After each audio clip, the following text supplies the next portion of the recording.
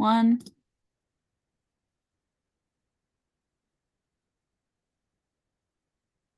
Welcome to the Templeton Advisory Committee meeting, April 25th, 2024. The Templeton Advisory Committee regular business meeting is being broadcasted live on TCTV Channel 8 and TCTV YouTube channel. Responses will be made and comments on the TC YouTube channel as time permits. The agenda and meeting and material for this business meeting were posted to the Mytown government no later than 48 hours prior to the scheduled meeting in accordance with Commonwealth of Massachusetts open meeting laws. The chair reserves the right to add items or remove items or change the order of items on the agenda. However, the agenda is posted in advance to give the committee and the public time to review the agenda items and to ensure the meeting runs within a allotted time frame. At this time, I'm going to call the meeting to order. Please rise for the Pledge of Allegiance. I pledge allegiance to the flag of the United States of America and to the republic for which it stands, one nation, under God, indivisible, with liberty and justice for all. Again, welcome everybody. I do want to welcome our new member, Jack. If you can just talk about yourself like 2 seconds. Sure. Who you are. My name is Jackie Macumber. I've been a resident here in Templeton for approximately almost 9 years. I'm looking to help make this town the best town it can be for all the residents. Excellent. Thank you so much. And I'm really welcome aboard. We need all the help we can get. The more eyes, the better we are. Let's start with the minutes for February 21st, 2024. Get a chance to look at those. Yeah. Which I'm sure everybody has.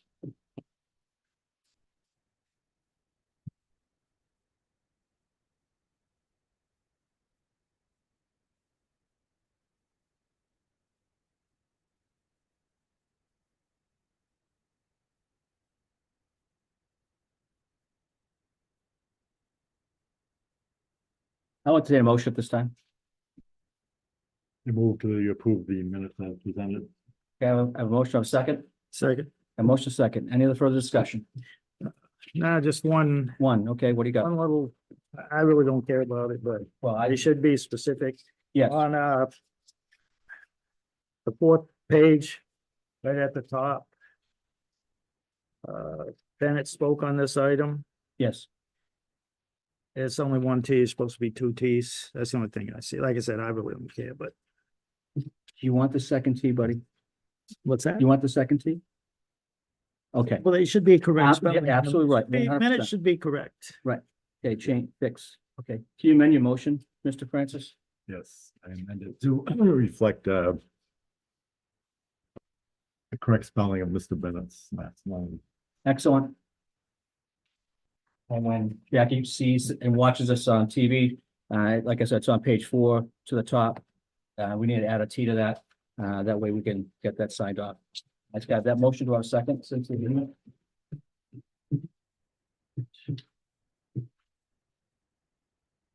Jeff, you second that? Second that. Okay, thank you. Amended. Any other Amended, second. discussion concerning this besides the missing T? I get none. Yes. No. Yes, Andrew, Yes. Jacqueline, I abstain. thank you so much.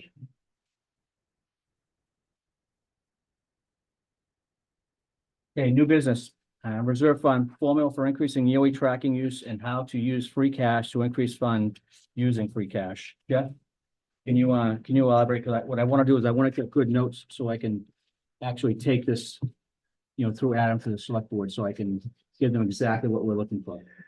And if you have a template or something, I don't have a template other than what's in the financial management policy. yes, Okay, One okay. thing I would note, and it may be in there, but I did not find it, and I looked through multiple budget books.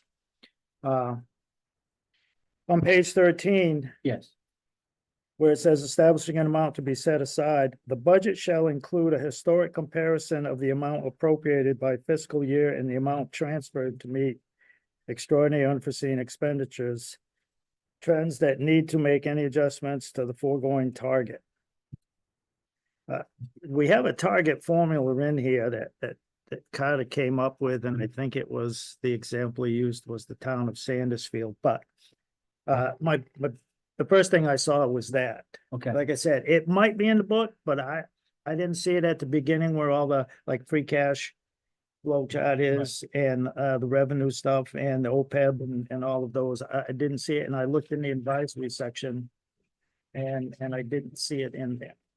Yeah, can you It might be there. I missed it. Maybe, I don't know. if Can you- put it can in you- there. draft like what, just give me like what you're looking for. What it says in the Yeah, financial just management like this- policy, what's a this year, trend, last year's. like, I was going to, I kind Because of. we do 3-year trends, typically 3 to 5. I went back and looked through all the annual town reports Right. from 13 till present. So I have what was appropriated and what was spent and what was turned back to the town. Right, And so it could be just a simple table or something to show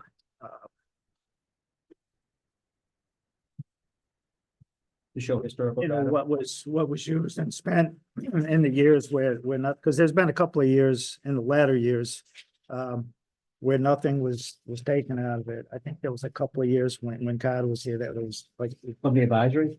yeah, Yeah, we the didn't give that reserve, money. the reserve fund. Yeah. And then last year, there was some taken out of it. Yes, yes, 22, there was some taken out. yes, 23, a little bit. yeah, There was a couple of years before that where it was started at this amount and ended at the same amount, so It there was did, nothing yes. taken. But like I said, I saw that it's in the financial management policy that will be in there.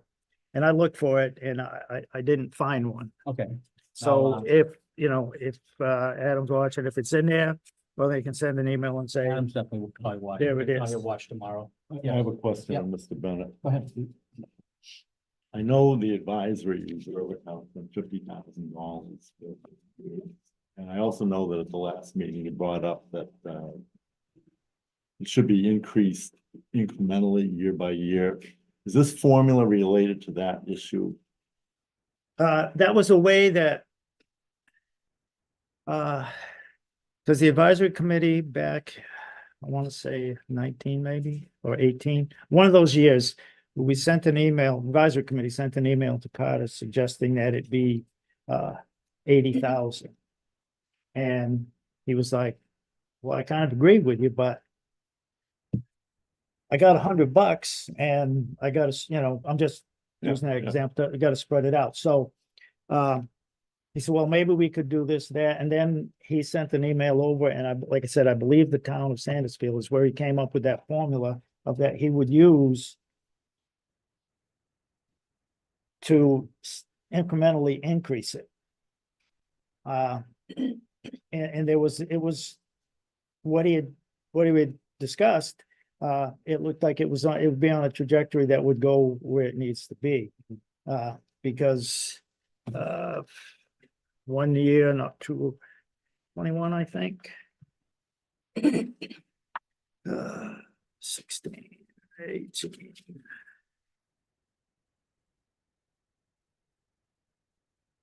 It was all spent,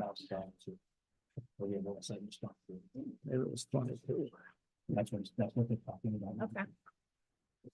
And it should be, Fiscal 23, reserve fund started at 40 and expended 40,000 out of it. yeah. with the cover and- 20 was, there was 20,000 for the Main Street Bridge, I think. Yeah, because it was the color. And then there was 9,000 something for supplies, I believe, for, So bottom line is you come up with a table that's gonna, yes, like I said, I think it's a simple table with the fiscal years Yep. of what was done, and then look at that formula to check the fiscal years when Carter came up with that. okay, I can look back in the budget book. Probably have it in my email somewhere. I can look. I can, I to can see- sit down with you. But I mean, like I said, I believe it was in 19 that he came up with that idea about, he would use that because he was looking for a way. It's like, well, we need 80,000. Well, last year there was, 40 and you only used, so. But again, when you had 40,000 and you spent it all, that just demonstrates to me that, 50K is really not enough, because it went like that. Right. 2 transfers gone. Right. Luckily, it was at the end of the fiscal year and not like in the first quarter Right. or in the middle of the second quarter, Right. because that, you get in the quarter, the budgets are going down, so you have less money to move around from May 1 to July 15th. I got it. It's just, and you look at the size of the budget and think, where's costs going these days? They're just, I don't know when they're gonna level or come back down, but all I can go is what's I don't think the that's. trend has been going up. Okay. So if something breaks, it's not gonna be, I just don't think the 40 or even 50,000 right now is really sufficient for the town's reserve fund. When stuff breaks, if it's something small, department can probably handle it, moving it around, That's right. moving money in their budget and then deal with that at the end of the year transfer. But if something big goes, Like the fire engine, that might need. there was a pump on it at once and kind of went this way, that way and moved stuff around. But again, it was like $25,000. So, Right. and the 40 went 2 items. No, All right, I will definitely put something together for our next meeting, and then obviously something, so we can do something. and also relating to the change percentage, because when I brought this up at a selectmen's meeting of using free cash to, because that was another way, it's like, well, how do you move the reserve fund up when you have this much money and you have 15, you got $10, you need 15 almost. Right. It seems like, so we could start at 40, 50, wherever you start at. Say you start at 50 grand. When you get to the fall and free cash is certified, take a number, take Like a another 10 percentage or grand, or a percentage or a figure. Right. Percentage is maybe a better way to do it, because you never know what your free cash will be. No, Right. so you just if you take a percentage, but have a policy that at dispersion of free cash, you will increase the reserve fund by, I don't know, 1%, 2%, pick percentage. Just in case something happens. And if you don't use it, this just rolls back into free cash anyway. It'd be almost like self-supplying. Okay, I'll work on that policy. When they change the percentages again, and sometimes you do it so you can have data, because it started out, Yeah, we just changed that policy. it was 50% for working capital, and then 50% went to the reserves. Right. And then the board created, I brought forward the infrastructure stabilization. So we went from general and capital and OPEB, and then we added that one. So, but now they've changed the procedure was changed where the town administrator will take out what he thinks he needs for like snow and ice, this, and this. Then the working capital number, and then he lowered the percentage into going into general stabilization. He kept the 10% going to capital and infrastructure, Right. but you have a smaller percentage of free cash to divide up Right. amongst the reserves, because it gave him the 67%. It was at 50% when in 17, That's when it correct. came out. Yep. Then it went to 60. Yep. And now it's at 67. Right. And I don't know if free cash is going to keep, it's been kind of on a slow decline from a couple of years back. Mhm. And I remember Carter mentioned that, reality is that probably not sustainable at the level that it was going, because it was going up and then, It was like a million plus. but, so now you have a smaller percentage of free cash available to divide up.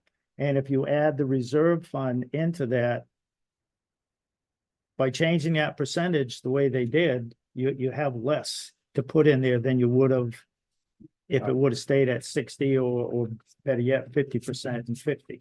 Okay, we can definitely draft something up for the next meeting and then we So- can present that to you. So, You know, and I watched the September 20th, 2023 meeting where that change was discussed, and you said, you know, we got to put more money in capital stabilization, which we do, Right. follow the financial management policy. Supposed to keep so much money in there and buy stuff out of there, so it's like a one-time payment Right. to build up like the savings, so when you want something, you don't finance it, You you just just buy pay cash for it, Right. and you don't have interest. And by leaving more money in there after you spend out of it, you earn the investment income on there, which helps the fund grow outside, which is something that the auditors, you know, he kept talking about. You need to put your money places where it will make money. Right. Even if it's short term, you make money and then you make it and then move it out and then put it in these places. I mean, he's been ramping on that for, Right. I think since he's, you know, since the audit. So most of the since stuff's in at least Fidelity, most of the stuff's in Fidelity now anyways. But that's, you know, that's the All right. issue. Like I said, now you have some financial data of when they changed the financial policy and the percentages, and you can see there's less money being put into I got it. capital, and then there's money being taken out. The infrastructure, they put X amount of money and then took 70 out. I mean, this, and the capital, there's taking capital money out of the capital stabilization fund to pay for something. And I don't think the remaining balance is going to match up with what the financial management policy is. I know you like policy, but the Yes, I key to do. having policies is to have You written need to follow. instruction is you get followed. Roger that. Okay, Okay, I got you, Jeff. so it's- that was my take on the free cash and trying to build Okay. up the reserve without it being really involved in the budget, you know, get the dollars you can with the budget. And then when free cash comes, I got it. I got you. You had me from hello. put that way. Can we move on to B, tax rate classification? Chair? Yes. On item A, just based on Jeff's conversation, and I think the belief on most of our parts that the reserve fund should be higher. Yes. If the reserve fund is already low relative to where it should be, Yes. and we're looking at a formula to increase it on a percentage basis, in order for it to increase in real terms, we're going to need to have a percentage that increases by more than inflation or budget growth or anything like that. So instead of a 1 or 2% increase on a year, we might be looking at an 8 or 10 or 15% increase on a year until we get to where we want it to be. Right. Otherwise, we're losing the value of it. Yeah, If if you we don't increase it by release it, 1% and budget's going up 7%, we're slipping further behind. Yeah, wait till the end. We should wait to see at the end what the school. Going, thanks. And B, tax rate classification. I know, Jeff, we talked about that. And as far as the businesses having a different tax rate than the residential. And there was some confusion that because there's only 9%, 9% of commercial out of the town's tax rate. And I don't know what the figures are gonna be. I think we need to get with that office to determine what the actual figure is gonna be. Did you get the DOS sheet? Yes, I do. Okay, thanks. For the town of Templeton. Yep. We're roughly in 2020, we were 90% from residential and 9.69, 9.7 from commercial industrial. Yep. And in 2024, it's now 92.77, 92.8, and 7.23 Commercial? percent for commercial industrial. Yep. And just for reference, because you know, you would think you look, and I was surprised when I looked at this, you look at like the city of Gardner with all the businesses and commercial stuff they have in there, and the 88%. stuff is in movement, well, close. In 2020, it was 80.49, so 80.5% Okay. residential and 19.5% commercial. And now it's 83.9, so 84% residential and 16% Commercial industrial. commercial industrial. And you look at all of that business stuff in Gardner and the stuff that is opening now Yep. and, been added. And it's like a split should be, you would think it would be more commercial industrial, but You would think. and I know some of the things have been said on splitting the tax rate. Is, well, Templeton, there's a lot of small businesses and, we don't want to hurt mom and pop and this and that, but the thing to remember is, and yes, you have to make money to write stuff off, but businesses get to write things off and expenses and things like that. Mhm. And residents, for the most part, they don't have that luxury, but it's where we are and we're dependent on taxes, so What do you think the dollar amount would be, you think, in change of that?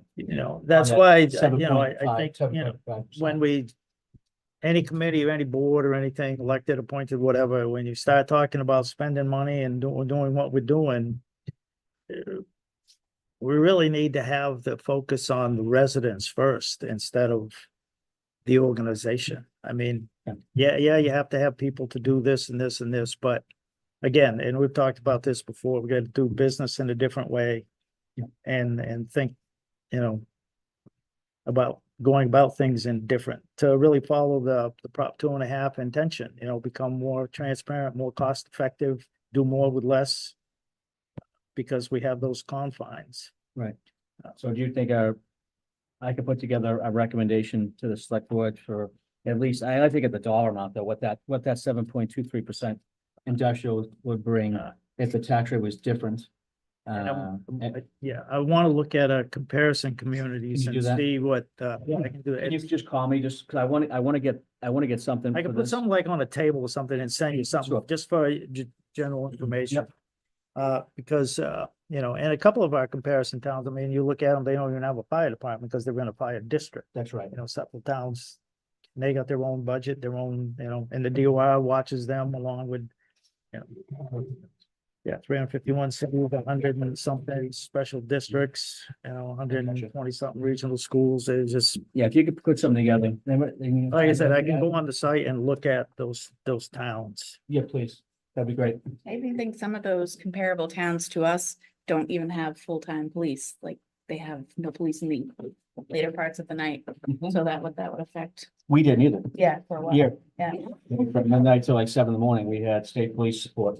And also just at the cities and towns talking about equalization and the tax thing.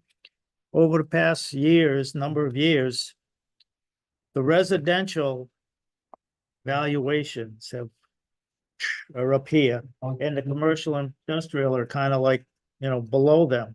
Right. And even in a reval year, every 5 years, when you revalue the whole town, okay, if industrial goes up, but a resident's gonna sit there at the same, no, they're gonna go up too. So it's like, you might catch a little, but you're not really gaining anything to help out the resident. And that's 20 years of trends, Right.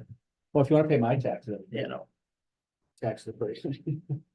it's just, No, I got you. All right. Yeah. I can do something with that. We'll get offline with that, Jeff, on that. Go and see town meeting, town bylaws, meeting reports, advisory committee, town meeting, time uses. So can you briefly go over that, Jeff? I know what you're talking about, but I want to hear it from you. And what recommendation you could be looking for? And I'm assuming you're talking about the second, our own report versus a combined report. well, all that stuff. several things, and think this happened at the last special town meeting. Yeah. With regard to, and again, some of this is just trying to inform the public, the people that go to the meetings. So they're aware of this, how things are supposed to happen. For instance, under town meetings 2215, motion to pass over the article. It states a motion to pass over shall not be entertained until a motion incorporating the substance of the article is before the meeting and at least one voter has spoken in favor thereof. Unless after a reasonable opportunity to do so, no voter makes a motion or speaks in favor thereof. A motion to pass over shall be debatable merits, but not as the merits of the article. But Are you talking about the meeting that someone the passed special over? town meeting of November 15th, Yep, in the voters guide, it says this article will have a motion to pass over, and that's what was immediately done. yes, I think Mr. Rivera did that, correct? But yes, but that's Wrong. not following the bylaw. Yep, you're very, If you're gonna make the motion and you plan on making the motion, you should make a motion on the article. right. Was that brought up to the select board after the fact or during the meeting? 'Cause I don't that. I mean, I heard it myself. Yes, And I'm I don't looking think at it him, was, I don't and I'm- think anything was discussed about it at the time. I was not there because I was sick, but I watched it. And that's how I saw this and then I watched the meeting to see how this went, and that's how it went. Well, you're absolutely 100% right. And again, it used to be a lot of people that used to go to town meeting, they call regulars, old time, whatever you want to call them. They knew all they knew the procedures and stuff. They're the ones that would get up and, hey, oh, this money thing, blah, blah, blah, but they're passing away. And a lot of, nowadays, everybody's busy, this, that, and the other thing. You go to town meeting and it seems like, 80 people there. well, not only that, it seems like a lot of people, especially on the stage, want to see how fast you can get out of there because, well, you can ask all these questions before the meeting, but it's not the reason you have a town meeting. No. You have a town meeting to discuss all this I stuff, remember going to the next day. yes. Had a pause, remember? Pause and come back the next We've day. had, the Templeton Town Meeting used to go 3-4 nights a week. Okay. And the most people I can find that's ever been at a town meeting was 880. And that was primarily on the expansion of the dump and everything. Right, that was back in, 2004, I think. Yeah. And, yeah, they had people in the auditorium, the gym and the cafeteria. well, you figure when you look at the size of the budget that we have. I mean, that's when it's discussed in May. This is where all your money's gonna go, all your tax dollars are going and divided at Yeah. that point. I mean, you would think that the more people that we have. The town budget, the school assessment, I mean, Okay. but that's expensive to town, so that's where you should have discussion. Yep. Absolutely. Uh. 100%. Okay, now I get what you're saying. I think that's been corrected, though. Do you still want me to do any type of recommendation for that, Jeff, to the select board? Just let them know that we know. It's, follow the yeah, just to guidelines. follow the look, check the procedure. When you fill out the articles and you intend to do something, just go check and make sure You're doing we gotta do it this way. Okay, roger that. I got it. I'm moving on to Delta Research Pilot Program. No? Just Did all one the- other quick thing Yes. on the town meeting and the advisory. Our bylaw says, and I know this goes back and forth a couple different ways, and it's been done different ways. The committee has actually did a separate report I knew you and could put this it up. on the table. There's been written recommendations included with the warrant. There's been recommendations put in the voter's guide. But again, the bylaw says said committee shall, after due consideration of subject matter of such articles, report thereon to the town meeting in writing and such recommendations as it seems best for the interests of the town and citizens. Copies of the report from the committee shall be made available to the voters at least 2 days before all town meetings. Right. So one of these days, I guess this committee gonna have to have a discussion on Well, you how missed, that you missed a goes. key word on there. There's one key word. what's that. Shall is the key word. Shall. Yeah, I know, Doesn't mean it doesn't have to be, doesn't mean it can be, doesn't mean it wants to be. it has to be a report. Right, and our report is right now mimicking what the select board, because it's more cost effective for everybody. I mean, to have a second report, I mean, we could definitely discuss that more at great length, but I mean, our job here is to save the town taxpayers as much money as we can. And it costs little to nothing to produce the advisory report. It was It $300. really does. It really doesn't. Well, through Staples, it was $300. It doesn't have to be. I mean, done I know by- you did it that one year, you did it yourself, and you made all the copies yourself. Yeah, and I 250 respected you copies, for that. 250 copies I at know. home and I put it know. on the table. But we could do the same recommendations on the same thing, that way the people that go to town meeting have one report to look and not two. Because, I mean, and we give our report, you know, during the articles anyways, how we voted anyways. And it's also in the same report. But anyways, we can discuss more. Anybody else have anything on that besides Jeff, on the individual reports? No, the only other thing I would mention is that town meeting times is the official guidebook for town meeting.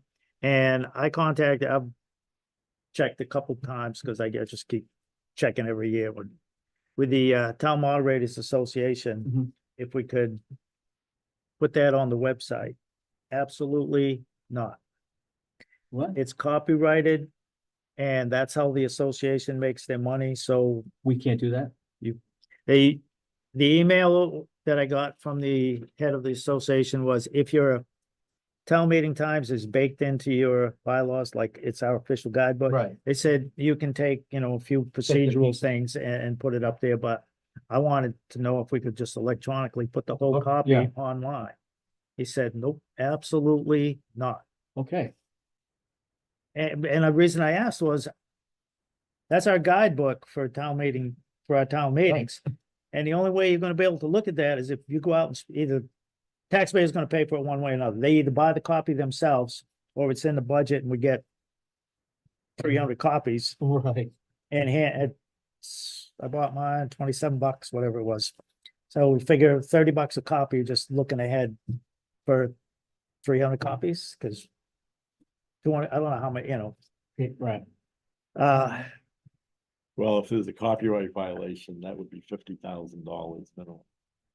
So you can't like take it to Staples. and- well, that's what I mean. Yeah, I asked, can we put that electronically on, We'd be in big can we put it trouble. electronically on the website? They said, Yeah, I know. and they Take it said, out of the library. no, we can put, take some pieces out of it, like procedural things. And he said, if it's baked into your bylaw, you can get And away. some of with it is, some of it is baked in. But, All right, I that got you. was, Well, Alicia, thanks for checking in on that. that was Appreciate it. just, Right, now let's go on to the pilot program. No, you did all that research, just briefly go over it for us. Yeah. I could, so,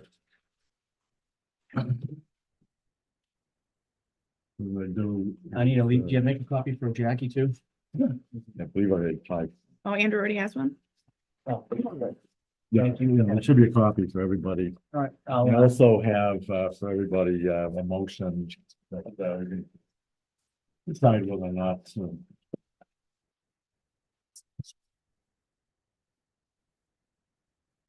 all right. All right, so what I want to do is in this little packet that I gave you, first of all, I want to thank Jeff. The very last page was research that Jeff did about prior town meeting articles from about 10 years ago. And we have discussed the payment in lieu of taxes for the light department a number of times on this committee. So what I decided to do was at the end of the meeting last fall, I took it upon myself to do some research into what other cities and towns do as far as payment in lieu of taxes and what, if anything, Templeton should be doing. I just want to give you some of the bullet points. In the Commonwealth of Massachusetts, there's 40 municipal light departments. And every year, every municipal light department has to do a filing with the Department of Public Utilities. They must file a report annually, and it's filed under the pains and penalties of perjury. So it's accurate. The size of operations of municipal light departments range from less than $1 million in electricity sales, which is in the Berkshire County town of Chester, to $133 million in sales of both gas and electricity by the city of Taunton. So they're the largest municipal plant in the state. Another city with a large municipal light and gas operation is Westfield. And Templeton is one of the very smallest municipal light departments with $8.2 million in electricity sales. A municipal light department has no requirement to make a payment in lieu of taxes. Most of the 40 municipal light departments do voluntarily make pilot payments. The largest pilot payment is by the largest municipal light operation, which is Taunton, and they paid, per year, they're paying just under $3 million a year back to the city of Taunton in pilot money. 10 towns, including Templeton, have electricity sales in the $5 to $10 million range. For 2022, 3 of those 10 towns made no pilot payments at all. Advisory has a list of 13 comparable towns that are similar to Templeton in size of the overall budget. You know, it's a list that we compiled probably about 1.5 to 2 years ago now, and these are towns that have a similar size budget, similar size mileage of roads. You know, there's a lot of metrics that they closely compare. Out of the 13 comp towns, the only comparable town with a municipal light plant is the town of Sterling. They have virtually identical electricity sales, $8.3 million. Templeton's $8.2 million. They do not make pilot payments. In the 10 towns comparable in electricity sales to Templeton, that's towns with between $5 and $10 million in electric sales. The largest payment of pilot was the town of Hull. Hull is very small in area. They've operated their municipal light plant literally for decades with no debt whatsoever. Out of the 10 towns, Templeton has one of the highest bonded indebtedness of the 10 comparable municipal light plants. There was a $900,000 bond issue in 2019, of which over $588,000 was remaining as of 2022. The average pilot paid by the 10 comparable municipal light operations, excluding Hull, Hull paid $200,000, and they consistently pay $200,000 a year. But excluding Hull, the average payment was in 2021 was $38,525 and $43,074 in 2022. Templeton falls right in the middle of the pack. You can make 2 types of recommendations. If you make the recommendation that I am suggesting that we make is that the Templeton Municipal Light Department pay a pilot in the range of $35,000 to $50,000 a year. However, you go back on the last sheet, if you look back to what was being approved at town meeting, it was when the bonded indebtedness was a lot less. And there was 1 year where the payment in lieu of taxes approved at town meeting was $150,000. So if you didn't have the bond issue, which is about $100,000 to $125,000 a year in principal and interest, if you didn't have the bond issue, the municipal light plant with their surplus funds could probably pay in the range of $100,000 to $150,000. So the recommendation that I made was lower in the $35,000 to $50,000 range because it takes into account the municipal bonded indebtedness. I personally do not like bonded indebtedness, and I'm not going to accuse the light department of doing this, but I think that our rates that we pay are artificially low because of the high amount of bonded indebtedness carried by the light department. And I really wonder if we really should have that much bonded indebtedness, where I think it may be better, for the residents of Templeton to pay more per month for their electricity than, to have all this bonded indebtedness. It's a little bit way of fracturing the overall budgets of the light department. The other thing I don't like the bonded indebtedness generally. The other thing I really don't like, I brought this up at meetings before, is that when you have the annual report, it lists the amount of sales of electricity, which in 2022 was 8.2 million. And then in the town's annual report, it will list, it lists the cost of electricity and then the expenses. And there is about $2.4 million, which is not listed or accounted for at all in the town's annual report. And that is the salaries of all the employees and just what was spent. You can look up the website of the light department and you will find all that information, but you cannot look in the financial information and find what happened to the, $2.4 million. And this goes on, year after year. I don't think that is, and again, this is my personal opinion, but I don't think that is really fair to the taxpayers. I think that it should be right in the annual report as to everything that was spent. I mean, the school department is listed, everything that's spent. Yep. Fire department, everything that's spent. And even though the light board has, they are an independent board and they really can decide whether or not even issue pilot payments. They really don't have to. And they are independent I just think that that's not a good way of doing business overall. I don't know how. So in any event, your packet has all the information. I thank Jeff again for, I think we should go back to where we were 10 years ago, where there were just annual appropriations made at the annual town meeting in the neighborhood of $150,000. And I think that is what is best for the town. And we've gotten away from that. Mr. Chair? Yes. From 2008 to 2014, the light department was no less than $100,000. In 14, it was 150K. In 13, it was 100. In 12, it was 100. In 11, it was 100. 2010, it was a total of 175,000.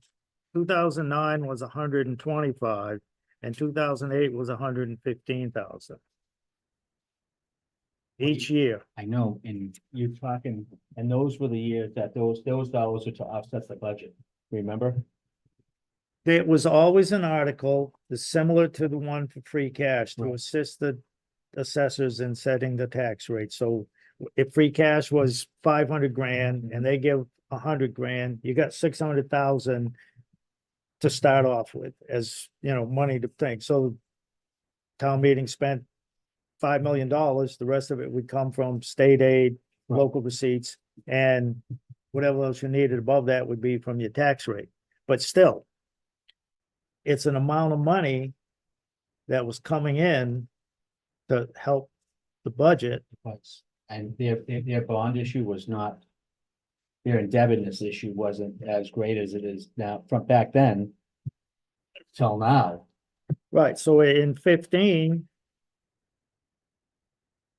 they gave 73,000 total, some for town roads, some they covered for the street lighting, and some they covered for electricity at town buildings. Yes.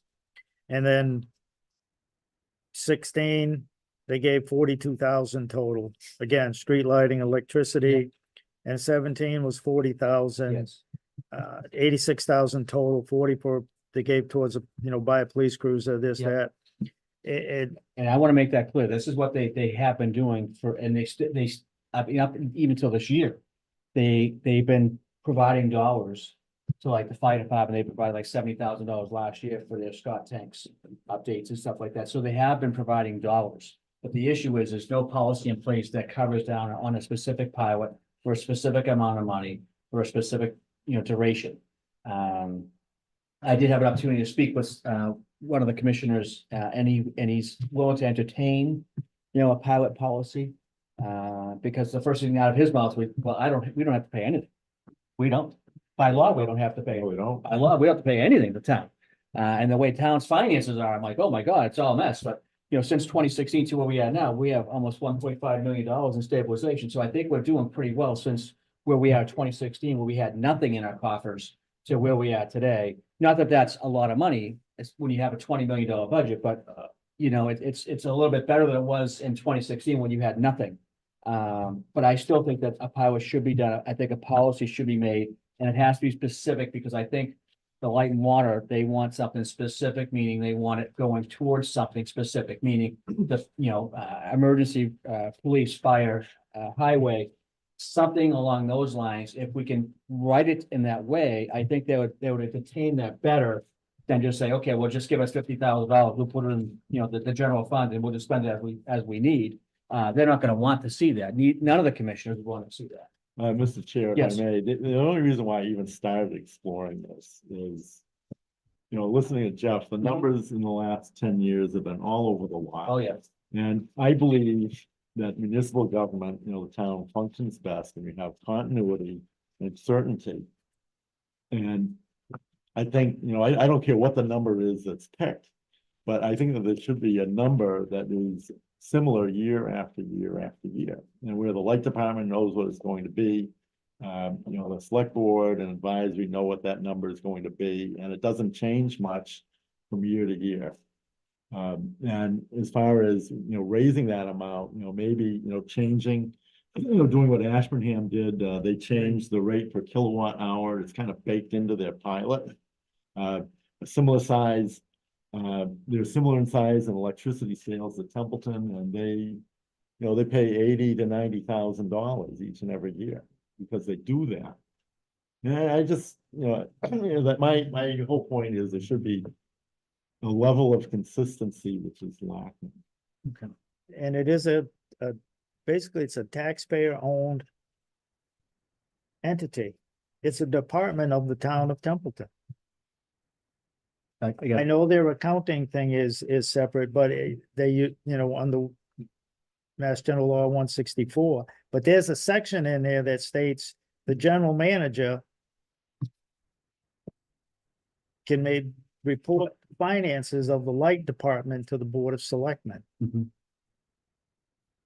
I got you. Section 56 or 57.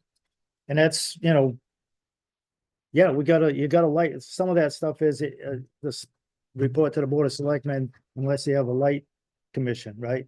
But that section where concerning the finances report is regardless if you have a light board or not. It's owned by the taxpayers. So the financial transparency should be clear. Oh, so what's your recommendation? What do you want? So I have a motion regarding pilot payments, on a separate sheet. Okay. This is the motion that are offered for consideration by our board. We are a recommending board, and basically it's 3 recommendations. Do you want to do each one separately? Do each recommendation separately. I would or do it. together? I would do each recommendation separately. That way I can break this down so I can get this to the select board. And then we can potentially, the second one would be, potentially generate a policy concerning the utilization of a pilot program of, of $50,000. I would cut out the 35.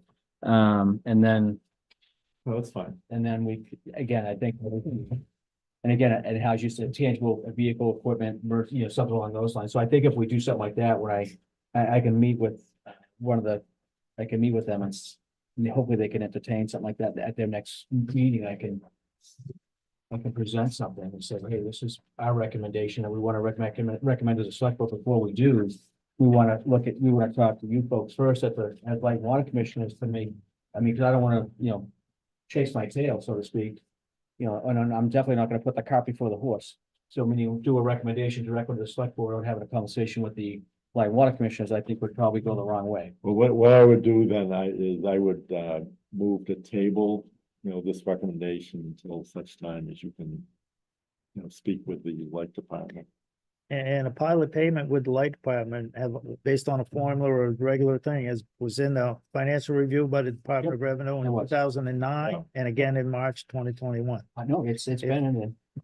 It says somebody's just making up. No, it's just that the law is specific where they don't have to pay anything and they know that. So I think that we have to play nice with them and they play nice with But us. again, it's a town department and it's owned by the taxpayers. And if they weren't really working for the taxpayers, they should, Should be a set amount of money each year. it should be willing to do it. Okay, I will, you're gonna take, you want to table this? I would make a motion to table, To to table, these recommendations until such time as you, have an opportunity to speak to the light department and report back to the advisory. Okay, I have a motion, I have a second. Second, A motion second. Any further discussion concerning tabling this? Seeing none, Jeff? yes. No, Yes. Andrew? Yes. Jacqueline? Yes. And I vote yes as well. We're gonna table that. Excellent. More information, the appraisal on 10 Pleasant Street was for $60,000, which was the starting bid. I believe the final seal was what, 70? Final seal was 70,000. Has that been sold? I believe it has, It yeah. was more than that. 76,012. 76? What was it? 76,012. 76,012. Well, so we're gonna. I'm not sure, A little bit less than we thought. But it's going back on the tax rate, so, which is a good thing. that's the main, That is the main. I want to make sure that the folks out there in TV land are aware that, that Pleasant Street was sold and hopefully, something we put there and he's back on the tax rate sooner than later. If I may, Mr. Yes. Chair, the only reason why I asked that this be placed on the agenda was I think that the minimum bid was, a low dollar amount. Hmm. And the reason why is, a typical lot in Templeton, now goes for, I think around $50,000 sale price of some of the lots. Mhm. But if you have $50,000 for a wooded lot with no water or sewer, you probably have to pay $10,000 to clear it, $20,000 for a septic system, Mhm. and $10,000 for the water. So you're looking at to develop that lot so that it's the equivalent of the 10 Pleasant Street lot. You're looking at a minimum of $80,000. Right. And I think that the minimum bid should have been set at $80,000. It's too late now. But I really think that that's food for thought, that the town administrator and the select board, when this issue comes up again, I'm sure that it will, that these variables should be taken into account, Because, water, sewer and fiber are all right there on Pleasant Street. right? Which I think made it a very valuable lot, given the scarce inventory of land. Absolutely, with all the resources right there. But thank you for bringing that to our attention. and hopefully that money will be put it back into the demolition It fund is. to deal with some of the blighted properties like the one on Sawyer Street. Yeah, the one on North That's Main. burned, and, I believe that's the next one up to be dealt with. and Well, that's, I Laurie's doing know, a great job. She yeah. really is. well, she's been doing a lot of digging and back thing. Right. I don't know if we're gonna be able to, or we should watch, taking properties with the lawsuits that are going on in the state about the one from Greenfield. There's several people where the town, you owe the town 10 grand for taxes. Mhm. They took the house for their tax money, sold it 300, I think, I'm just making up a number here, but it was like 300,000. And the people are now suing that said, hey, okay, we owed you 10 grand. So you took our house, you sold it. We want the other money back. Yeah, So it's going in court, and it's all based off of that Supreme Court case from Wisconsin, Minnesota, where that lady that Yeah. sued and won.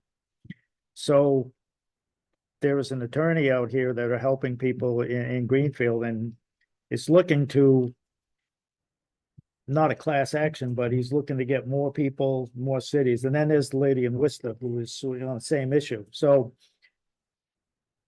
until the legislature moves, I mean, the law is still on the books, but if you take a house for taxes and you sell it and, keep the money, you better be putting that in the drawer, because They might if, come after it. like they said, Greenfield could be on the hook for millions. right. So cleaning up blighted properties is a good thing, and there's an office or division of the Attorney General's office, and there's a process for doing that. The Board of Health has awesome, I mean, almost scary power to deal with that stuff from public safety and, you know, animals and all that junk in there. But as far as taking the property for taxes, I think that's something that, I know the law is still on the books, but that kind of makes me nervous if you'd be on the hook for millions of dollars. I hate, And it's a practice that's been going on. I mean, it's been legal, but now there's, you know, the Supreme Court ruled it's unconstitutional. So it's just gonna be a matter of time before this snowball. So the town taking for back taxes, again, you might have to have, you know, you sell it and you're gonna have to just hand the check over to the residents rather than the town, you used to keep it. Or the Right. difference, right? what, yeah. The Okay, difference. so- Just Yeah, the something to difference of what watch. you owe. So if you owe 10,000, but you sold it for 200,000, I want my $190,000. Correct. I mean, don't sit there and take all of it. But I mean, that's, If I may, Mr. Yes. Chair, in Massachusetts, it's an ancient law, is, if the bank takes your house because you didn't pay the mortgage, the homeowner has a year to cure that by coming up with money. So, you know, the sale by a foreclosure, bank foreclosure, Right. can in some instances be reversed. And the homeowner has a year to do that.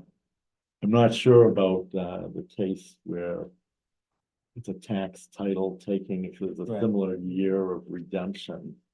But I do think, though, that the process is so time consuming It is. that, And costly. It's very costly. for well, towns. but the homeowner, you know, the town has to notify the homeowner or property owner that they're gonna take it for tax title, and then they take it, and then there's a period of time that passes, and I think it's very unlikely that somebody, you know, some homeowner is gonna come up with the money to do so, but apparently apparently they have. like I said, so- this guy is helping them do that. That- It's that's just right. That's good. it's just a thing to watch. I think that, you know, you gotta keep sort of like on the side to be aware of, because it's coming. Yeah, you don't want to get. I caught think with it's that. I think it's just coming, and you have to be prepared. If you take that, the expenses, I know that they're also talking about that the resident, if you're had a $200,000 house and they took it for 10 grand for taxes, that 190, there's also gonna be the interest and And the fees, legal penalties, cost all that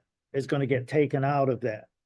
So, but the homeowner is still gonna be due some money. Yeah, I mean, it's not gonna be like $190,000 in legal fees. Like you said, that's your life investment, you know, your Yeah. life savings, it could be your house. Right. And it's some lawyer started this and found this thing that happened years ago. I was watching it on something the other day. I just caught my eye, so I watched it. It's It's based on the city of New London, which had a private corporation take a person's private property, and they were able to do it, and it created a lot of controversy at the time, because essentially it was a private arm of a municipality, the city of New London, that took a private tax-paying household just for their own, you know, redevelopment, yeah. But it's- That's the root of a lot of these problems, and that case is about 20 years ago. it's just It was a something I terrible think case, it set a terrible precedent. municipalities need to keep aware of that. Okay, moving on. So everybody's aware, town's aware, people aware. COVID micro grant program.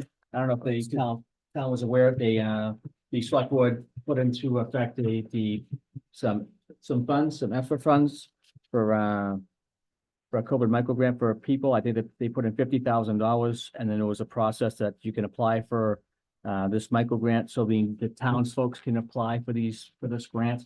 I think I believe right now it's the $50,000 has been spent. But there was a lot of families that did apply. And obviously checks have gone out through this program, which was a great idea that the select board had. So I want to make sure that people were aware that that was you know, we talked about the ESSER funds from the COVID funds that the state and the federal government gave the town. There was a lot of controversy with it going to like the police and the fire for overtime and all this other stuff. And there was nothing going back to the people.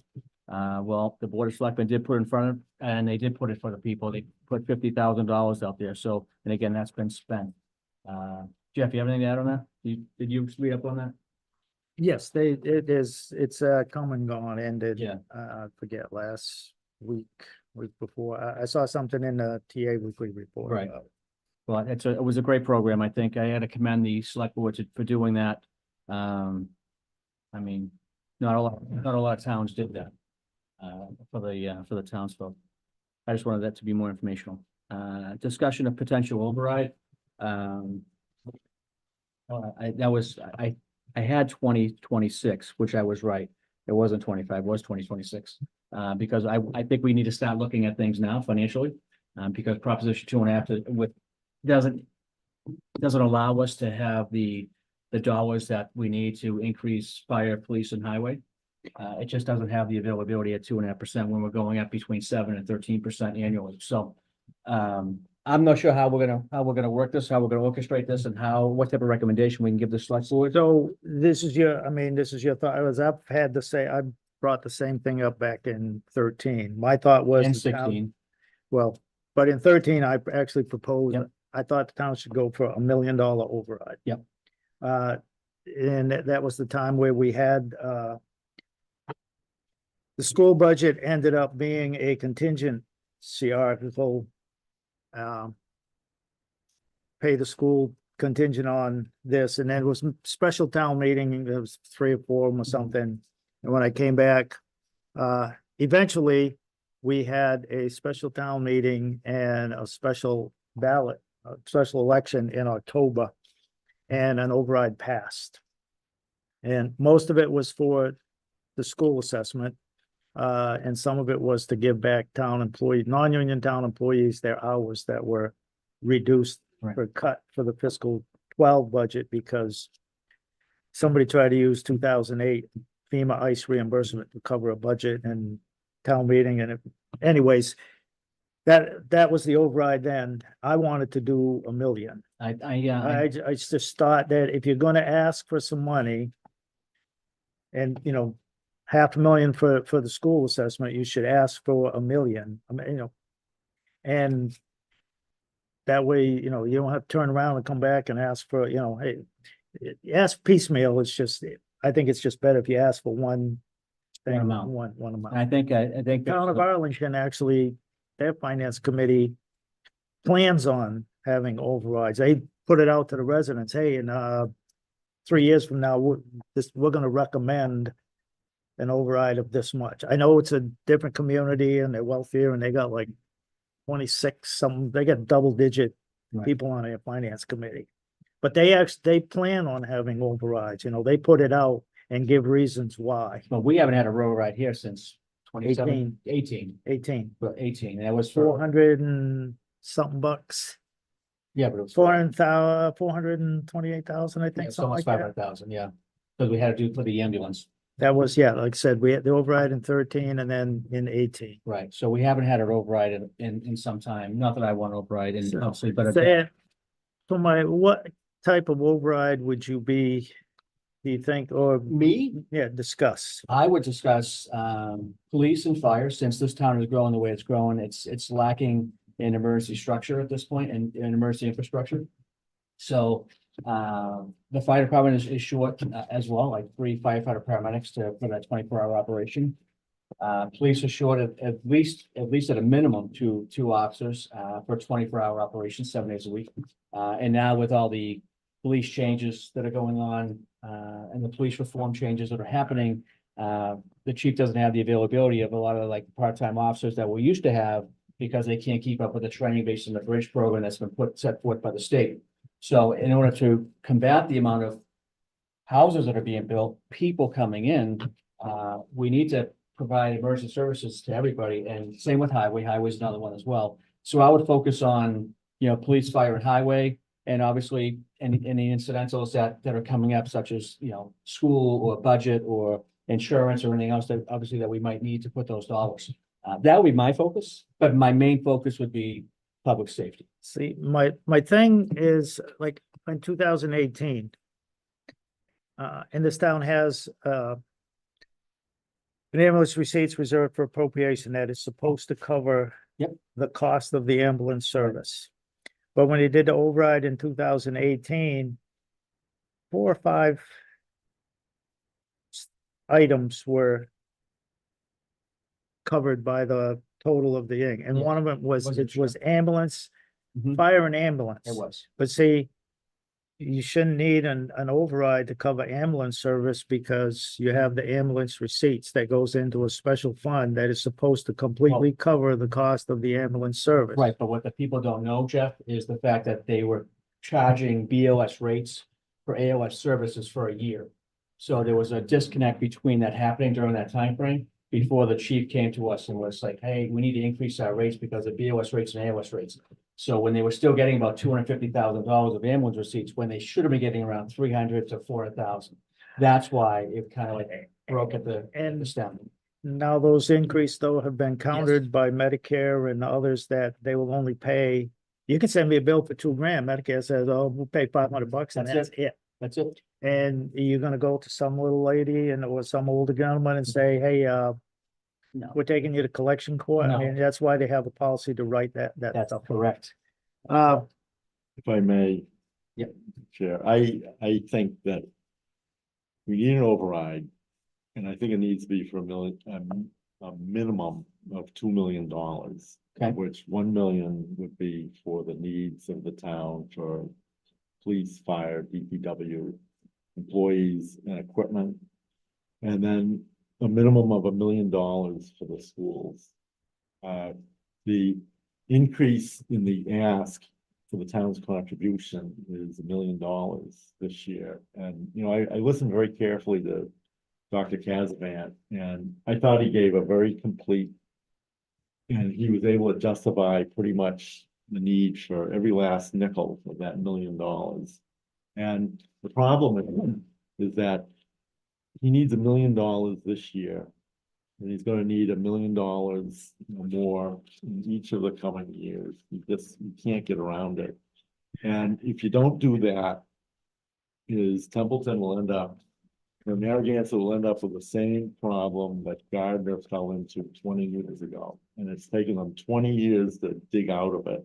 And what it was is they did not adequately fund their schools. Because they did not adequately fund their schools, students went by way of school choice to all of the other area towns, including Narragansett. And Gardner ended up spending $1.5 million a year just for those students who exercise school choice to go to other towns. Narragansett has been the recipient of school choice dollars. But if you don't keep up your schools, I mean, it's pure and simple. We are in competition with Gardner, Oakmont, Quabbin, Maha. Maha. We are in competition with them. And if you don't spend money, children will go to other schools. And one example, and it sounds like relatively small dollars, but the athletic fields, there's been, requests for the last couple of years now to redo the track. And I think to redo the track is probably a couple of $1 million. It's money that should be spent, because we are in competition. And Gardner spent $3 million on their track and football field. And it has resulted in part in them, more students choosing to go to Gardner as opposed to other schools. And it may take 5 or 6 years of not spending money, appropriate amount of money for the damage to be done. But when the damage is done, as it was in Gardner, it took them 20 years to dig out from under it. I mean, it would take a long, long time, because if you lose those dollars, you will never get them back unless you spend more dollars to try to improve your facilities, because you are in competition with other school districts. Right. So that's my piece. Well, I appreciate that, but I mean, $2 million is, it's $1 per tax rate for the 1 million. So you're looking at $2 increase in tax rate for a $2 million override. I So, don't know. yeah, To me, it hurts, because I'm an elderly person on a fixed income. Yep. And 40% of the town is like me. mhm, So if it's $2 million, that means to me, it's probably $400 to $500 a year more in taxes. And when you're on a fixed income, that's a lot of money. So, and you that, looking for the overlay? Yeah. You looking for the overlay? No, no. And you know, that's the reason why it would be a hard sell, but it's a necessary sell, and it really is a necessary sell. Hard but necessary. What do you think, Jeff? Well, as far as what, remember that the valuations in town, total valuation is $1 billion. That's with a B. Right. And our current tax rate is $12.60 Right. per thousand. In 17, it was 16.12. And it was But the house. prices were low. 16.70. In 19, it went back up, but since 19, the rate has been dropping because valuations have been going up. So $1, it might not be $1 to raise $1 million anymore. I'll double You check would what have the to, assessment- I'll check, I'll you double know, check. you have to check that out. Yep. As far as an override goes, I would be more apt to support, and I think it might be an easier sell to the residents with, it's a special override. And it's an override, because an override is a permanent increase in your tax levy. The Okay. first year, it has to go to whatever reason you give.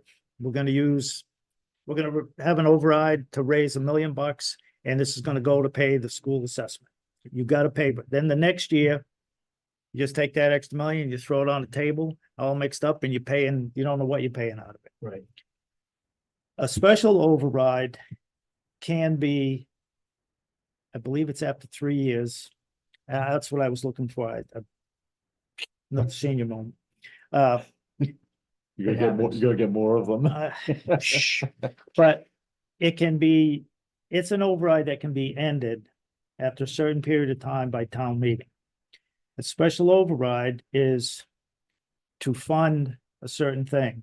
And me personally, I would have an infrastructure stabilization for roads and drainage and grading sidewalks.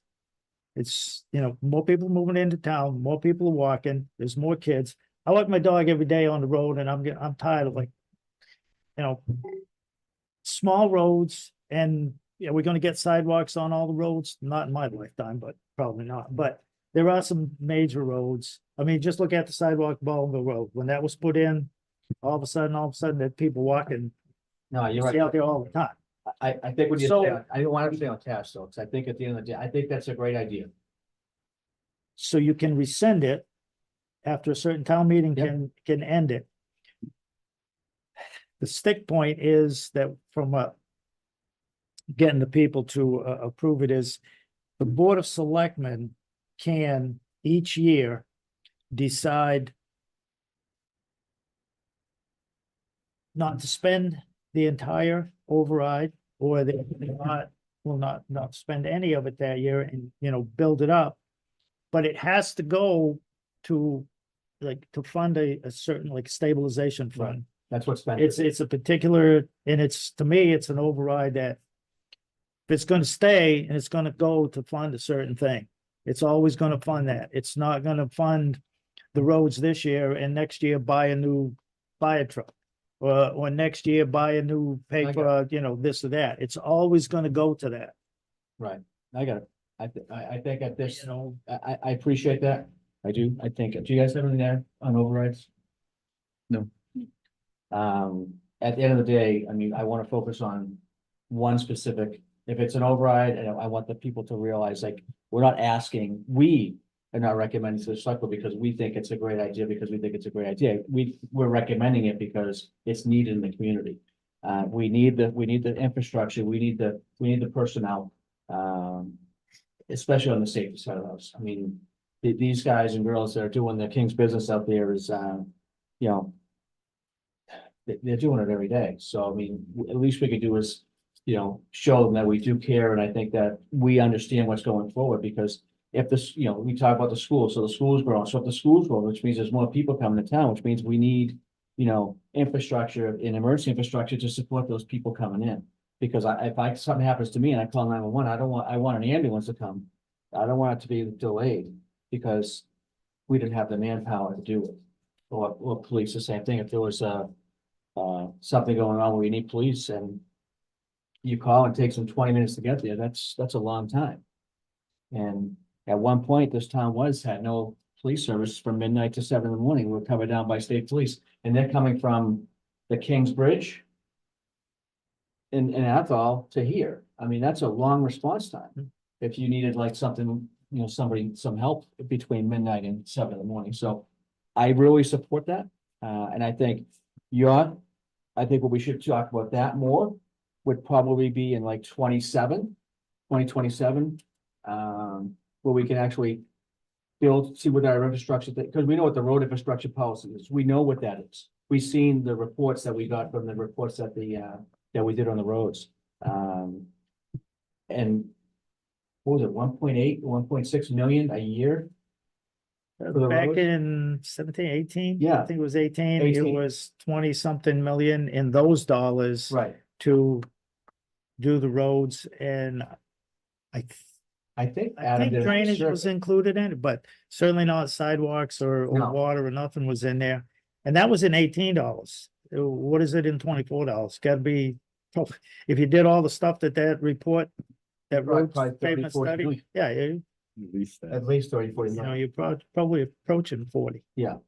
So I think, And everybody, you talk about an ambulance coming or a police coming, everybody drives on the roads, everybody, right, everybody. Mr. Chair. yes, One, I don't know if concern that I would have would be the right word, but one thing that I think we should keep in mind is rather than picking a dollar amount today, what we're gonna need for next year, to be specific about what departments or goals we want to spend on and work that way. So we're not just coming up with a number I got you. that we're looking to spend, Okay. right? And we want to be mindful that we have needs in the town that need to be covered. And at the same time, we want to do it in the most frugal way possible. You know, I want to keep our pencil sharp and understand that when we start talking about override, there's going to be a lot of people who have a lot of aspirations, and that's great.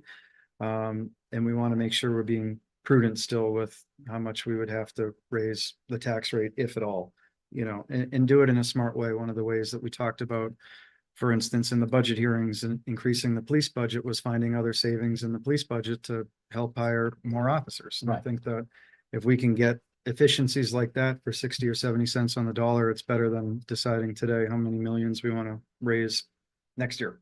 I got you. Good point. Yeah, we do have to consider those things, It's gonna be a lot of work for us this year if we Before do that, you know. you know, just like you said, you throw a number out there, yes, but where's it gonna go and what are we doing now Okay. to show that, you know, what your points that it's needed and stuff, it's, So if I can, it's Give you the other guys some- side of the some coin. homework, if I just take your time, you know, by the next meeting, if each one of us can come up with some type of goals that we could, that you guys can present to all of us, as far as your thoughts. I mean, obviously, you know what my thoughts are, as public safety, but you can come up with your thoughts as far as what you think, individually. What goals should for this town to move forward, financially. Knowing the fact that, you know, with Proposition 2.5, and everything's going up 6, 7, 8, 12, 13%. I mean, shoot, what was it last year? The school insurance went up 13% or something like that in 1 year, 13% in 1 year. I almost fell over my chair. And again, they were contracted, so it was nothing that they could do. They were locked in, and it kind of hurt the school, which obviously, you know, hurts us because we're ultimately going to pay that bill as well. So, just keep that in mind, because 2.5% is just not enough, and we haven't had an override in this community since 2018. I think I put forward the last override, which was for the ambulance and some little, those were like $500,000. And back then, I think it was like a quarter. It was like a quarter increase for the $500,000, something like that. But obviously, I'll double check the amount too, as far as what amount gets us where. But if we can come up with the goals, I think that'll be great for the next meeting. Any other questions on that one? Excellent. Pre-town meeting dates. I potentially locked in May 2nd at 6 o'clock, just because of this room. I just need Does May 2nd work for everybody, or do you want to, we can change the date? I mean, this is for pre-town meeting only.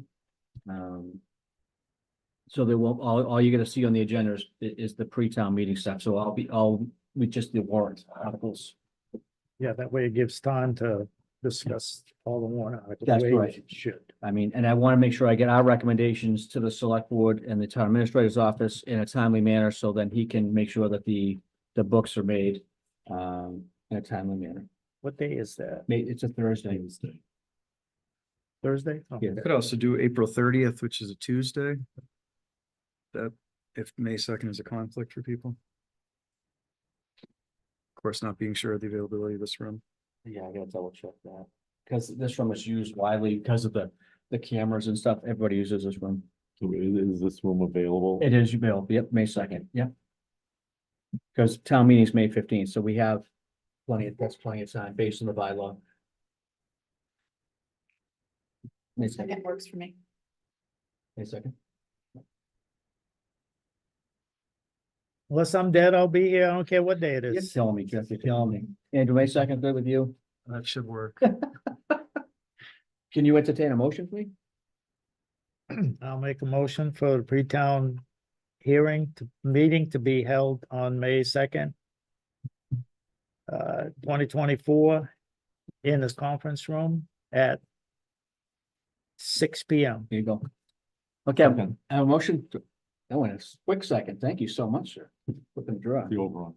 Is that what that is? Okay, motion and second. Any other discussion? See none, Jeff? Yes. No. Yes. Andrew? Yes. Jeff? Yes. And I vote yes as well. So May 2nd is gonna be the pre-town meeting. And as we'll go into real quick discussion, Eric Gansit's numbers for FY 2025, there was 1 million requested. Obviously, just so people are aware, that article, which is in the warrant, was not recommended by the select board. It was recommended by the Narragansett School District, so I want to make sure that point is known and clear. A $1 million request, this year, we would have, the town itself, office general budget would have to cut $557,000. What does that mean? That means we would have to cut fire, police, and highway. And personnel, because if you look at a town, it's not the stuff that costs money. It's the personnel, it's the people. So in order to achieve a goal of that 1 million, obviously, that's a huge cut loss for this community. And I just want to let people know that's potentially, if this is approved, that's probably what's going to happen.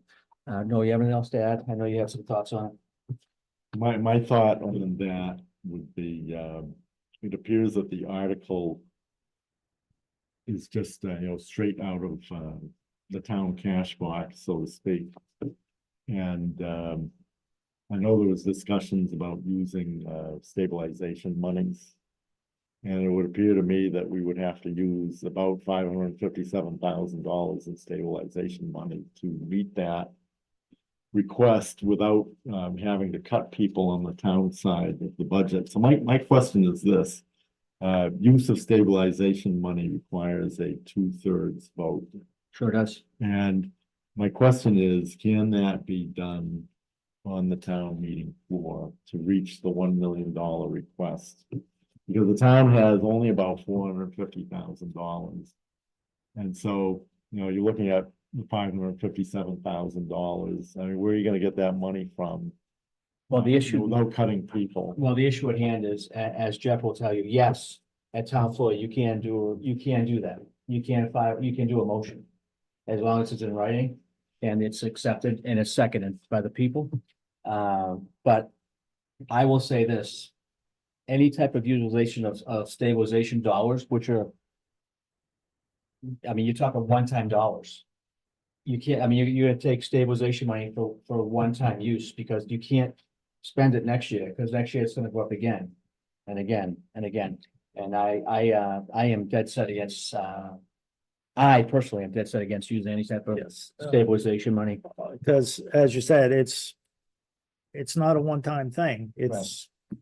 And to allow for the increases, that's just gonna happen normally. Yeah. Which means, again, there's 1.5 million in there, you take 500 this year, take 500, I mean, it's Now it's gone. gone. It's Right. gone, and you're not gonna make that 500 No. up. Now, And, if uh, someone came to me and said, hey, the town's gonna come up with a plan and say, we're gonna come up with, say $500,000 more than we did last year.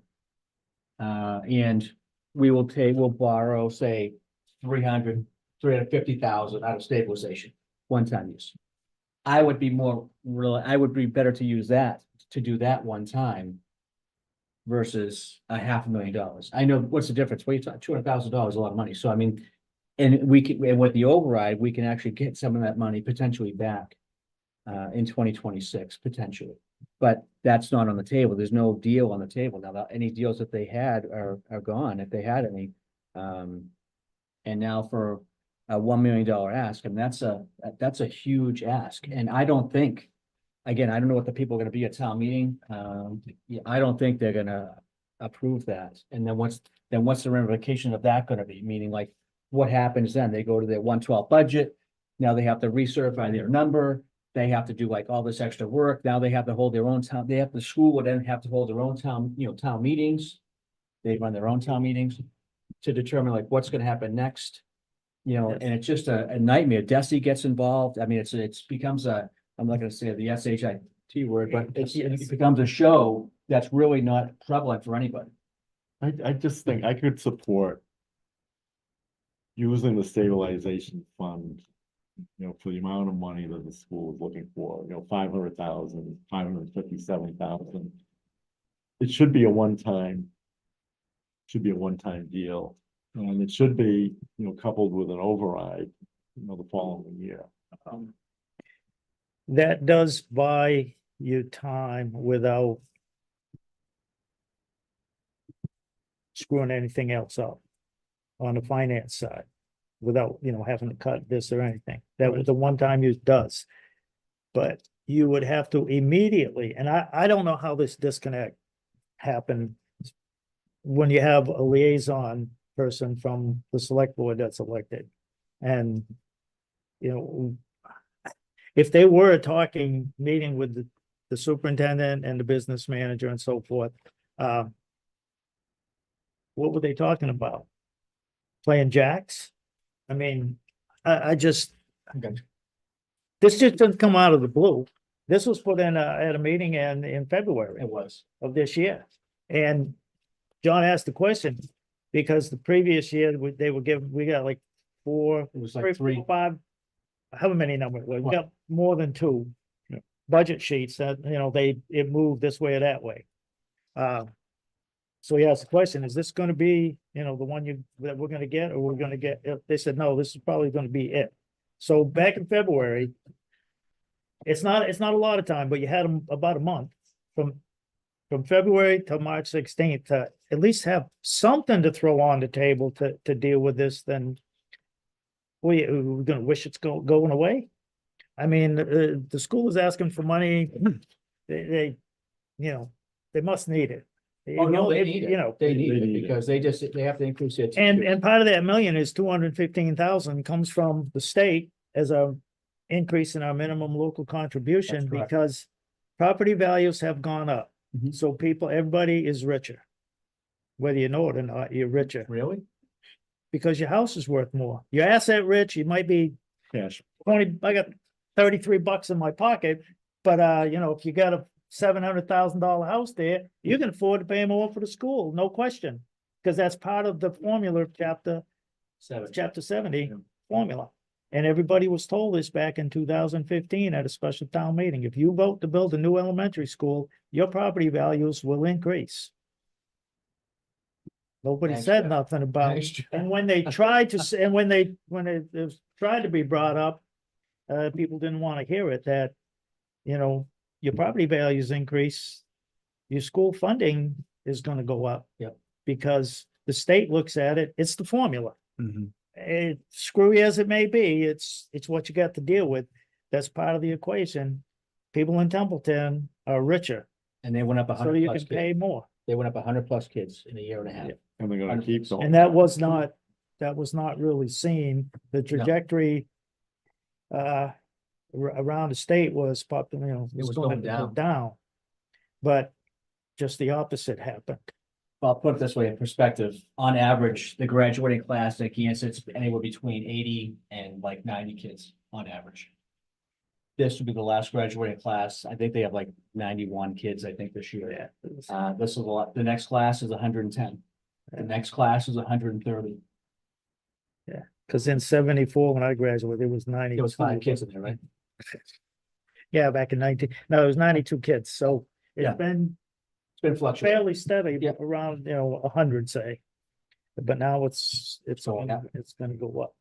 Mr. Chair. Yes, sir. Just as a couple of points. One, I believe that the House budget is gonna increase another $100,000 for the schools, so maybe that helps close the gap. But just to put this in perspective The for, House one? The House one report, okay.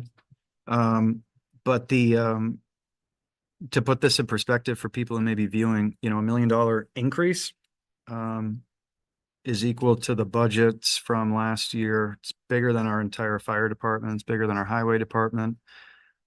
We could combine buildings and ground, parks and rec, veteran service, senior service, library, and not meet this $1 million increase, right? So this is a big, big number. Yes. And outside of not coming up with the 557,000 or not taking it out of stabilization, I mean, it would literally be equivalent to cutting, 100% of veteran services, senior services.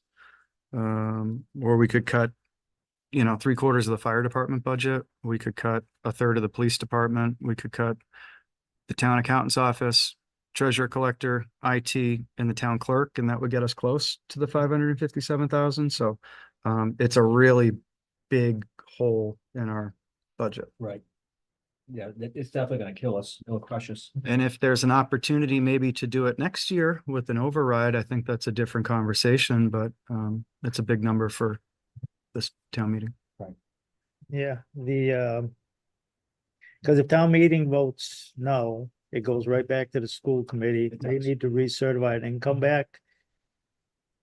In 13, I think there was 2 special town meetings At after school, the yeah. annual.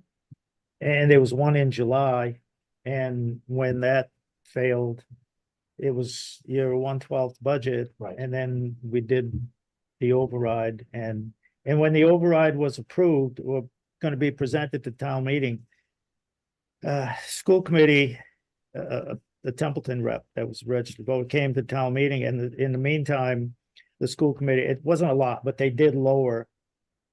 They changed their budget, so it was less than what we were going for. And that was, again, we made a change on town meeting floor for the amount of the override. And again, they're our partners, so I want to make sure that people are clear, we're not against the Narragansett Regional Schools. They're our family, they're our partners. So last year, they did a great thing for us last year, same thing. They went up, I think it was, they wanted $1 million last year. And they ended up going down to like 800,000, which we were able to satisfactorily meet their requirements because they certified their budget based on what we negotiated, prior to them, fixing their, getting their number locked in. This year, I mean, there was some communication since February with the 1 million, which I asked, I'm like, is this really the number? I mean, you gotta be serious. I mean, where are we gonna, even our new growth on average is like 80,000. But when you talk about the school, well, they're being nice and they made their budget fit our budget and say, but when you kick that can down the road, I know. eventually Right. somebody gonna open the door and say, the bill's due. Yeah. We may- That's where we're at. That's where we're You know, at. Say, we may need to kick it down the road one more year. It would be my hope that, I'm not confident that this number is gonna pass. It would be my hope that there would be a way to amend this number between now and town meeting, and that's not on our behalf, but, Right. I personally would vote for a proposal where, you use on a one-time basis, $400,000 in stabilization money, with the understanding is it's a one-shot deal, and then all bets are off for the following year. It's kind of like half kicking the can. It Well, won't happen. the risk to that too is that if let's say there isn't an override next year, right? And then now we're laying off people and the school's got a bigger number and they're used to it that year and we just can't fund it. What was our contribution this year, our local aid contribution to the town, to the school? Do you have the number there? Because I know it went up from last year. Yeah, it was, it went up 215,000. Last year, it was 5,298,951, and this year, fiscal 25 would be 5,514,422. Right. So the big increases is the transportation share actually went down, but the additional appropriation went up 972,000. Gotcha. So That's on the high 215,000, end. That's on the high end. that's for 25. That's how much it went up from 24 to 25. But like I said, 215,000 of that million is state mandated. They said you can afford to pay more, so boom, you're gonna. Right. And I think I'm with you. I don't think this is gonna pass a town meeting. I would love to find a way to fund everything that they need and some of the stuff that they want. I mean, all our kids go there, so it's like, well, I want them to be happy in what they need, and they need the teachers, they need the paras, they need all the help they can get. But when you try and juggle, all these different things to include highway, fire, police, parks, recreation, veteran services, elder services, what are the revenue streams can we come up with before we're like, well, what do we do now? I think Phillips then is planning to have an override question at their annual town meeting Yes, they for are. town school assessments. I think it's a whopping, Templeton? Templeton? 175,000. I think you're right. Like that, whatever. They are. I saw that, yeah, So, because they're short too. yes, It's awesome, awesome. They're short. they're not, I mean, So again, this is just discussion.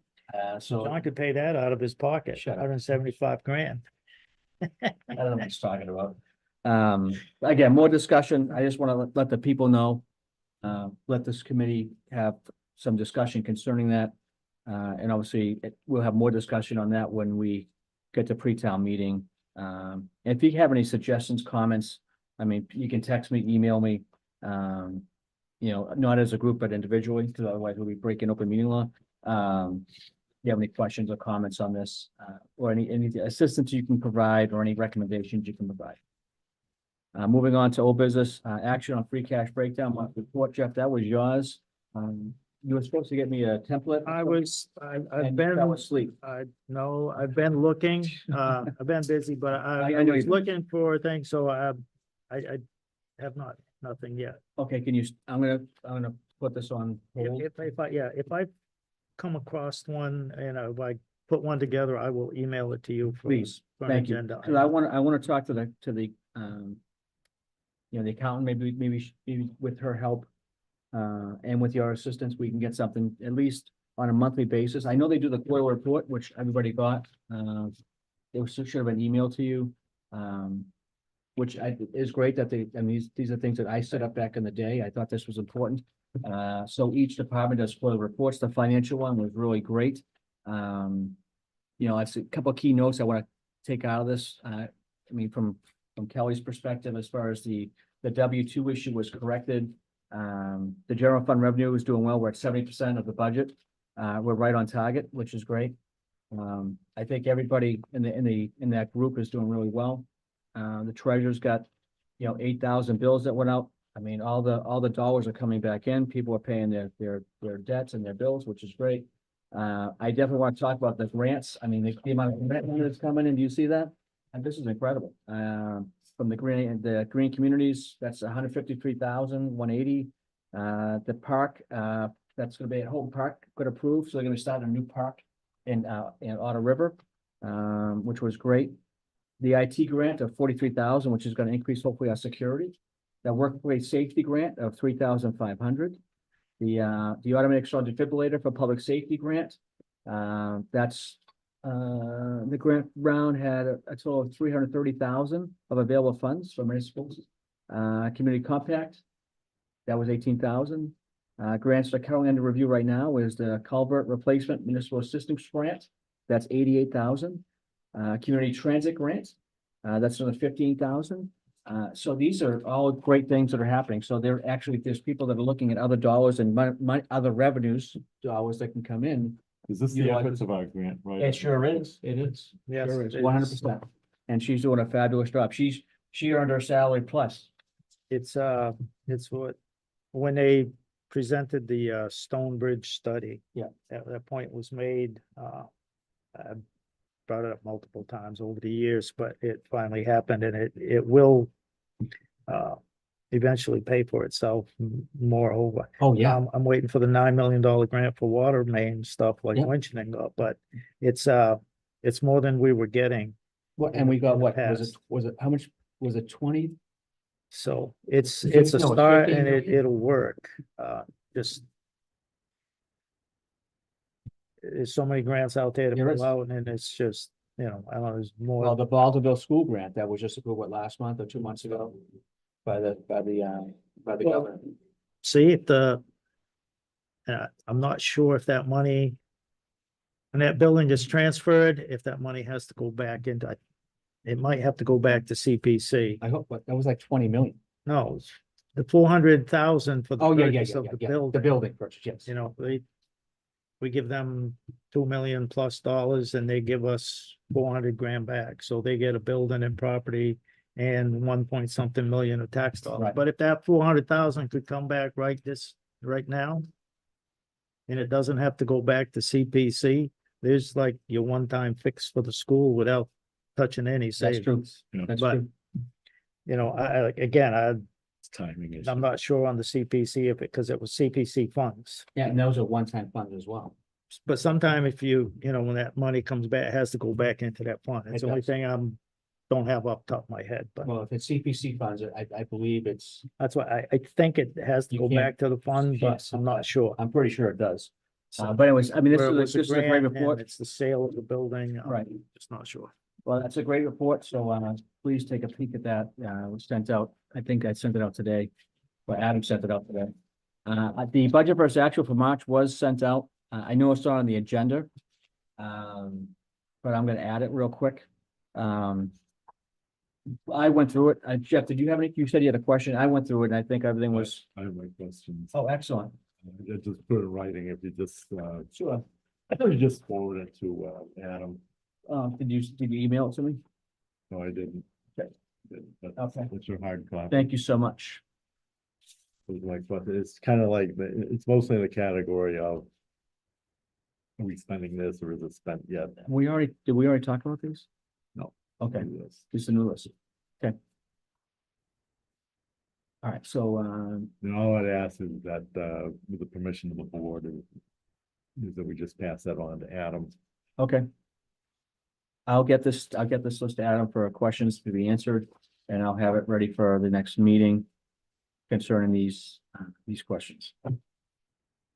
Does anybody have any questions? I would add one question. Yes, The selectmen personnel was 27,000. And the prior 3 months averaged around 17 and some change. So why the sudden jump for the month of March? I'm guessing it's the payment to the select board I, members. that's what what I said earlier, but I just like to know if Okay. I will add that's an that. assumption. I'll add that to the and list. I don't assumptions assume are anything. bad. I don't assume it. All right, I'll add that to the questions. Does anybody have any questions about this list? I mean, I'll get the answers to you as soon as I can, once I get them from Adam and the accountant.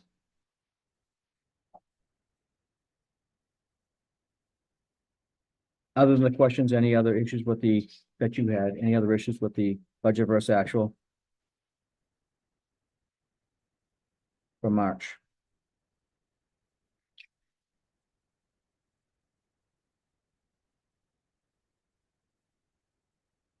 So I can entertain a motion to accept this as written with the questions that you sent to be answered, and I will have those ready by the next meeting.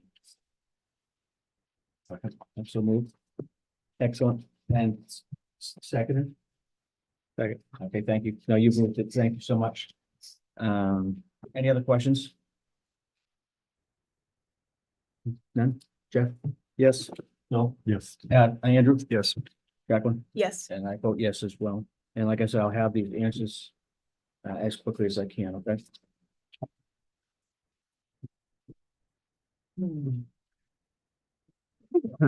Policies being sent to the select board, that's us, our policies here for the advisory committee, they're being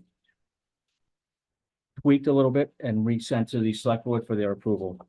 It's still in the process now. I just want to give you give you an update of where it is. Most of them have already been written. It's just that they're being tweaked right now, so I can get them to the select board. If anybody has any questions about the policies, they're online currently right now on the town's website. But they're being tweaked a little bit and sent to the select board. Any questions? Mr. Chair, I haven't seen any of the edits or proposed changes. Okay, Is that something you could forward to sure us? can, yeah. The only changes really are the signature authority is the select board, not the advisory committee. We're not policymakers, we're recommenders. So, but I will get them out to everybody. Yeah, hopefully we can do it in a collaborative way. Absolutely. I'll get them up. Discussion on the Worcester State retirement payoff. So yes, Yes. what do you got? I have exchanged emails with Rachel Grimaldi, the executive director, about appearing in front of the board with questions. Basically, the two basic questions, well, step back. She wanted my request to appear in front of the board to be in writing, which I've done, and I have a copy of the letter, which I have sent out today. And the two questions I'm going to ask them are, number one, the feasibility of the town of Templeton paying off all the part of the monies needed to be paid prior to 2036 to catch up with the pension obligations of the town. And the second question is the feasibility of the end of the year catch-up funds being moved from the present 2036 to the year 2040 as permitted by the Massachusetts legislature. I have a copy of the letter for everybody. I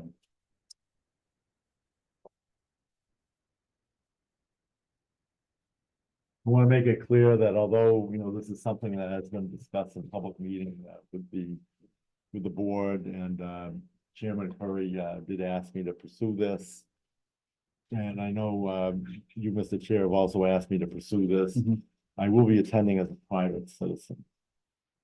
And also I feel that they are probably going to be very, very hostile to my requests on behalf of the town. I was very surprised to discover that they, as a board, decided that they do not want towns paying off their pension obligations early, unless the town hires the actuary to do so. And also they're very, hostile to the idea of moving the date. The response I got was basically, we have 112 towns. Templeton is just one town, and we're not going to let you as one town move the date to catch up from 2036 to 2040.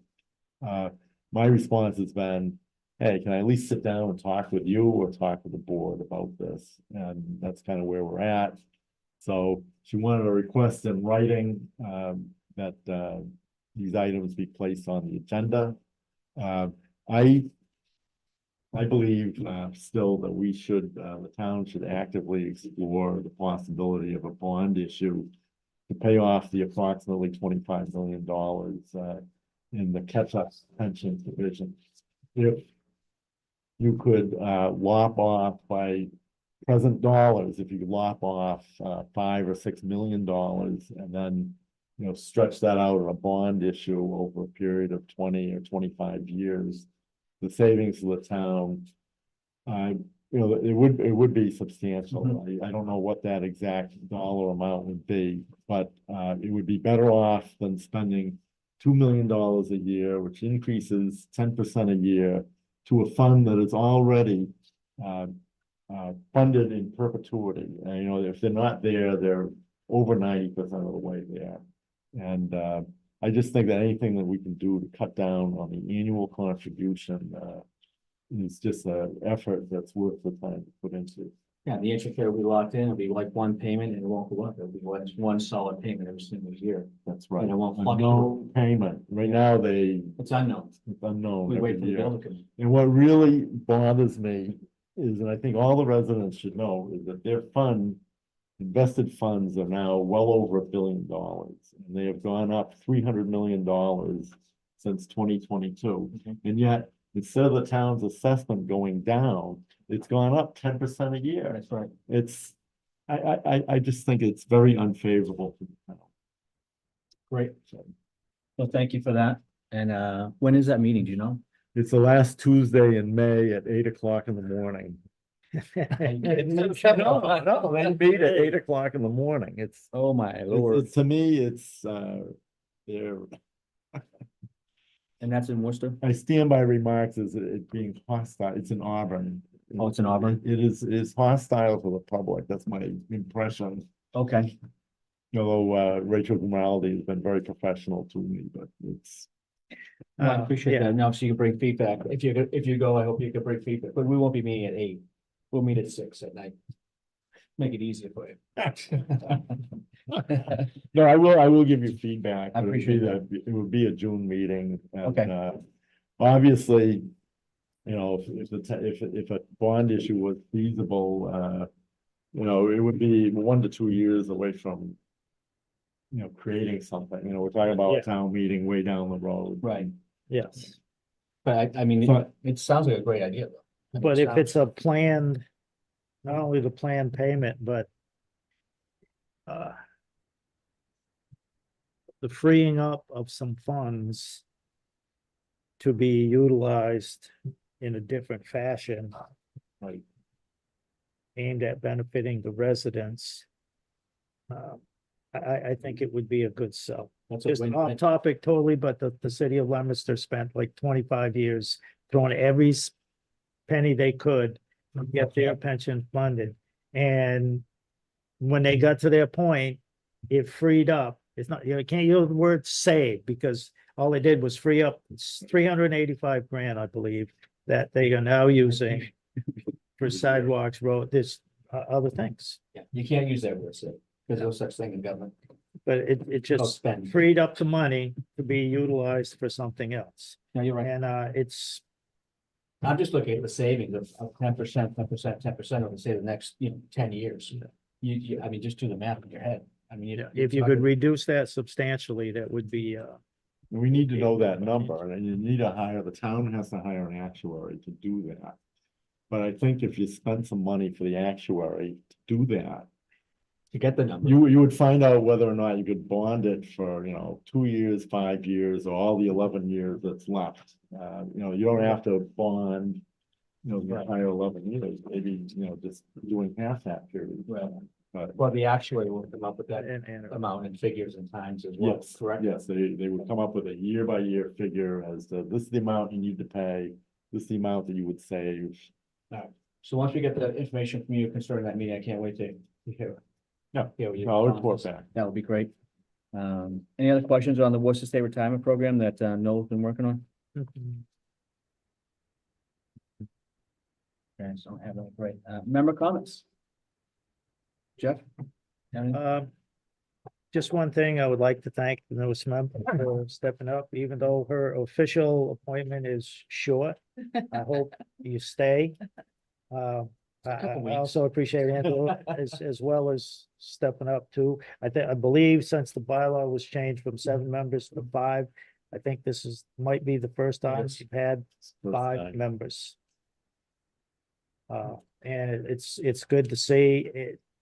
Volunteering is a pain in the butt, but this is probably next to, well, some elected boards, Board of Health and Planning and Assessors and the Selectmen. This is probably this is the most important volunteered appointed committee in the town, I believe. Mhm. It has the biggest responsibility, which is to give a different perspective, a different point of view for one of the largest things at town meeting, and that is the town budget. And that, to me, that includes the school bill, because the school assessment is a bill of the town.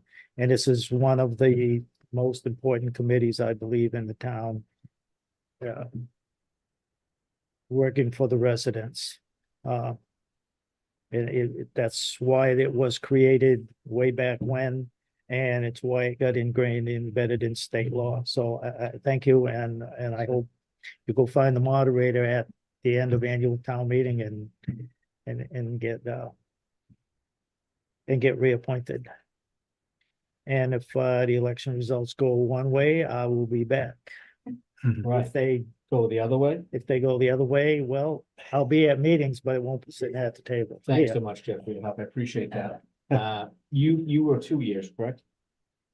You 1 year, you 1 year or 2 years? I was appointed back in November until annual town meeting. Okay, because you have a 2 year and I have a 3 year. And I think Andrew, you have a 1 year as well.